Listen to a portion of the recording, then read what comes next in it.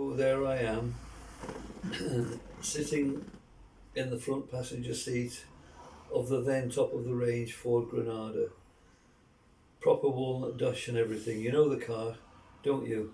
If you don't, just watch any Sweeney rerun. Richard has arrived. Richard has driven here. Oh, no, start again.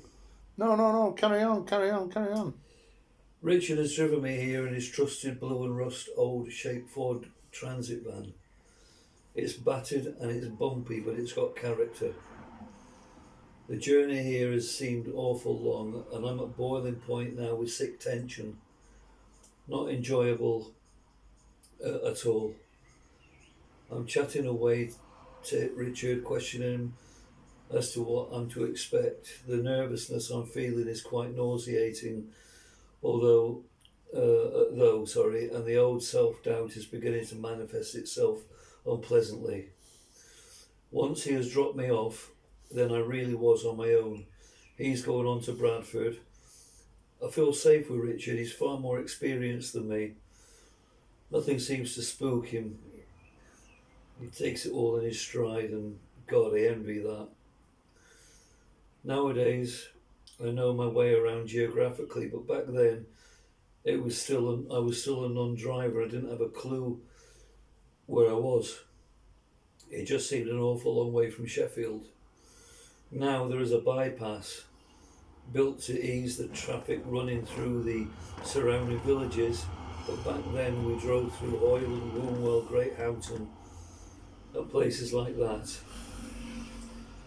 It comes back to me now when I drive around these streets, where the new where the new Tesco is now. You drove a little further on, and just before the bypass, as it is now, you pass some houses that were there back then in the 70s. And as you approach this small clutch of properties, the side-on view of one of the houses was just a wall, no windows, and on it sat a huge poster advertising the latest car by Peugeot, or maybe Fiat, can't quite remember.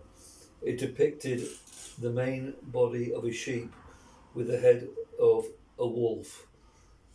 Don't underestimate the power this little car has.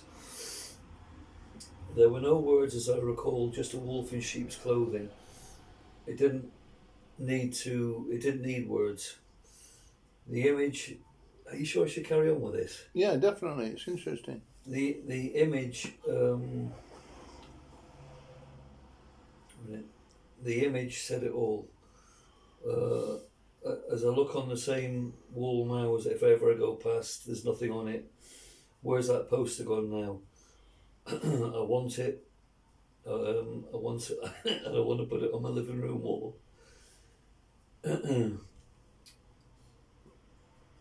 Anyway, are you sure you want me to carry on? Carry on, yeah. Yeah. Because I think it sounds awful. No, it sounds good. So, all right, then don't underestimate it. No one's recall. Just a wolf in sheep's clothing. Nothing on it. Where's the poster now? I want it in my living room, above my decks. I'll always associate that image with I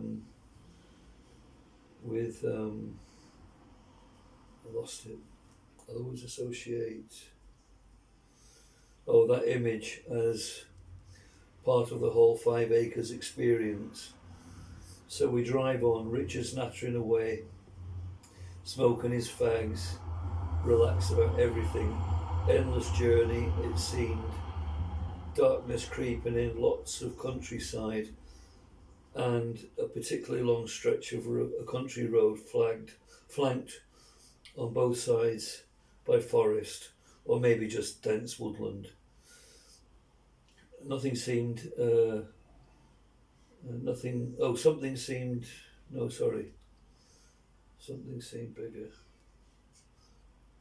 No, I don't think I'm going to stop now. You going to carry on? Yeah. Then we approach. Then we come round. Oh yeah, that's right. Dense woodland, seeing something seemed bigger, even my poster probably. Then we came around the corner and out of the woods and onto a long stretch of open road. We slowed down as we approach a large staggered crossroad junction, and through the gaps in the silver birch and other trees you could see the building for the first time. Can't remember if there was a big sign telling us the name of the establishment.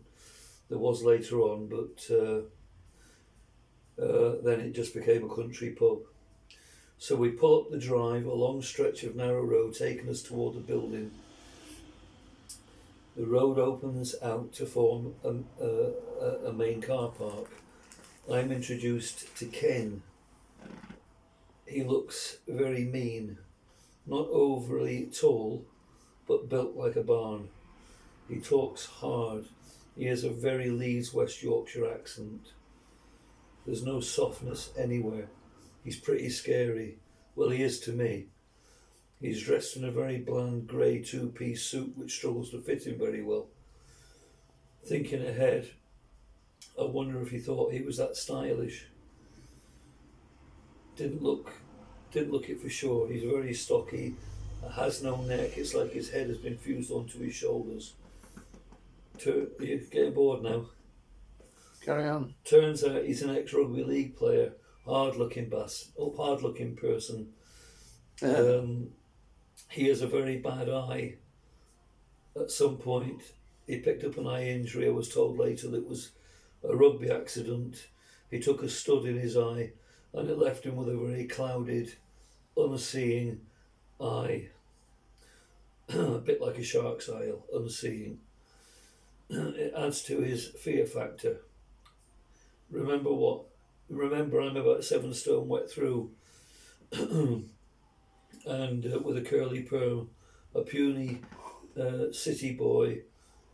What must he think? On introduction, he may have grunted something, but he seemed more preoccupied with his main man. I got the impression that Richard did more for Ken than just DJ. He tells Richard of a change of plan, informing him that he's going to Bradford tonight and that I'm going with him, Ken, to his Huddersfield club and his fancy new top-of-the-range Granada. Richard tells me that he'll wait for me to get back before we run us home. So Richard takes off and I'm stood there waiting, loitering but without intent. Eventually, Ken comes to me and picks up one of my record crates. It's like picking up cotton wool. We go to his car and he puts the crates in his boot. I've had enough now. I don't want to do it anymore. Well, have you finished to the end of a sentence? No, there's more to go. But it doesn't sound right. My voice is too croaky. No, it's clear what you're saying. Okay. So Richard takes off and I'm stood around loitering but without intent. Eventually Ken comes to me and picks up one of my record cases.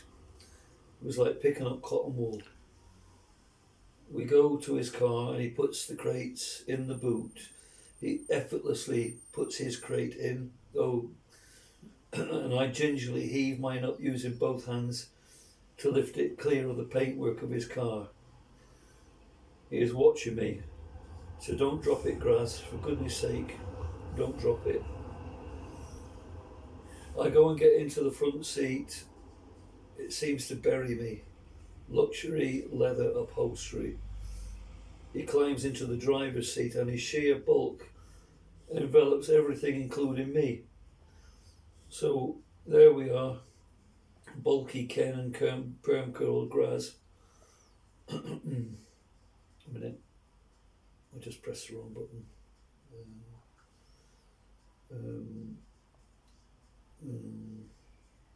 Yeah, his sheer bulk envelops everything, including me. So there we are, bulky Ken and perm curl Graz on the way to Huddersfield in his flashy new car. Again, the journey seems endless. I don't have a clue where I am. It's just darkness out there. He talks to me a bit, asks if I'm okay, tells me I seem a bit quiet.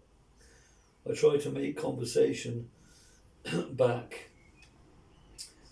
You got 3 clubs? I ask. Yeah, he said.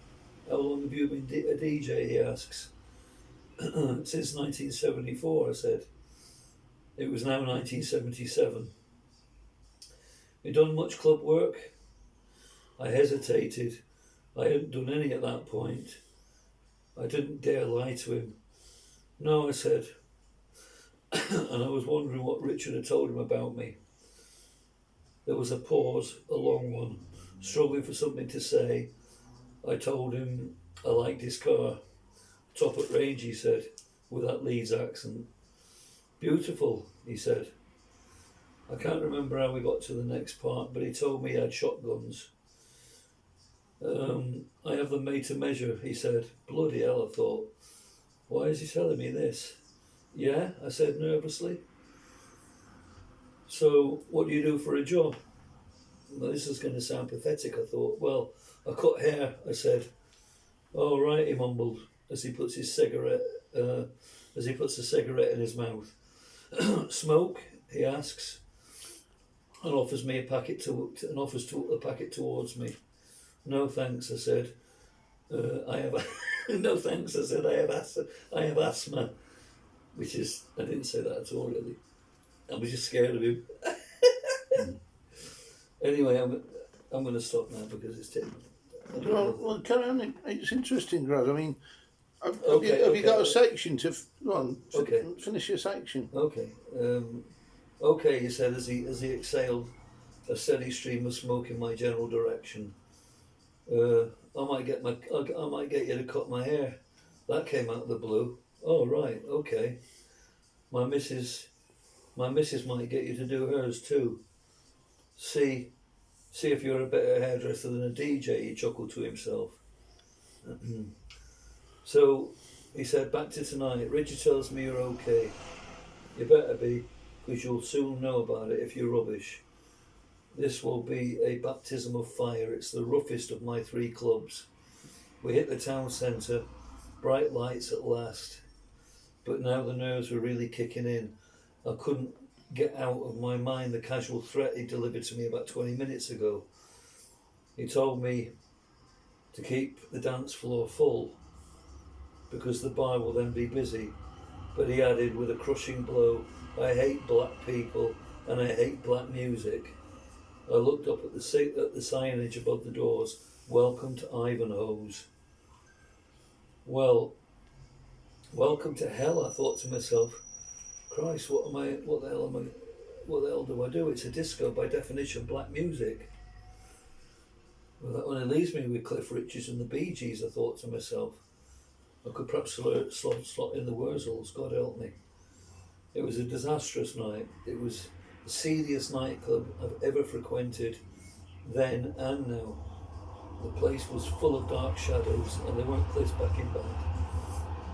There were some rough-looking working girls, and they made it clear that they weren't happy, and to be fair, I couldn't really blame them. I don't know where Ken had got to.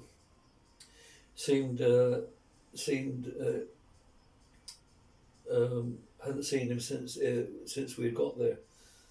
But I got a barrage of abuse from the ladies. I took Ken's instructions to heart. I didn't fancy being blown away by his shotgun and dumped in the woods on the way home. Looking back to that night, I was wondering actually if the Yorkshire Ripper could have been in there. It was in full flight back then in 1970s, and had recently murdered a young lady right there in Huddersfield. I remember thinking what an awful lonely place she died, and as we drove straight past the timber yard where she had been found, we slowed down, right down as we passed, and it was eerie. It had been raining, and you know when street lights reflect the dampness of the road where the rain has fallen. As we looked down the side of the building, there was a solitary police caravan, the incident room of the time. Nobody about, just this solitary van. I thought it was really sad. Many people were of the opinion that these victims got what they deserved because of what they did for a living. But I maintain the view that nobody deserves the fate that fell their way. I wonder if he was in there that night. It wasn't beyond the realms of possibility. That's the end of it. I got you to sleep at least.